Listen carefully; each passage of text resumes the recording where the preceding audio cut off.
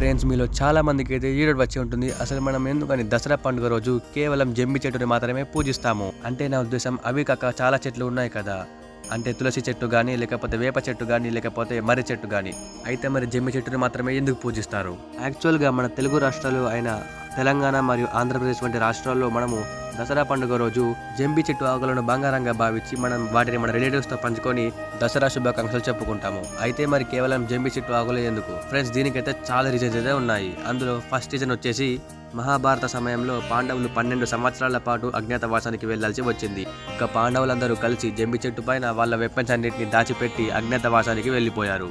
ఇక అజ్ఞాతవాసాన్ని పూర్తి చేసుకోవచ్చిన పాండవులందరూ కలిసి వాళ్ళ ఆయుధాలను తీసుకొని జంబి చెట్టును పూజించి మహాభారత యుద్ధానికి బయలుదేరారు. ఇక వారు మహాభారతంలో గెలిచారు కూడా.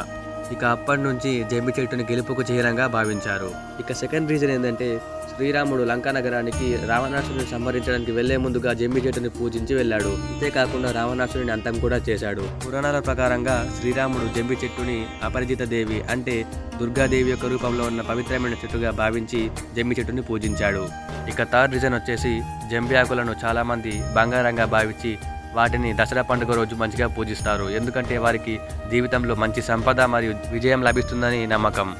అందుకే దసరా పండుగ రోజున మనము విజయానికి చిహ్నంగా జంబి చెట్టుని పూజిస్తాము. ఎందుకంటే జీవితంలో సంపద ఇంకా విజయం లభిస్తుందని. ఫ్రెండ్స్, వీడియో కనుక నచ్చితే తప్పకుండా వీడియోకి లైక్ చేసుకోండి. అలాగే మన ఛానల్ని సబ్స్క్రైబ్ చేసుకోవడం మాత్రం మర్చిపోకండి.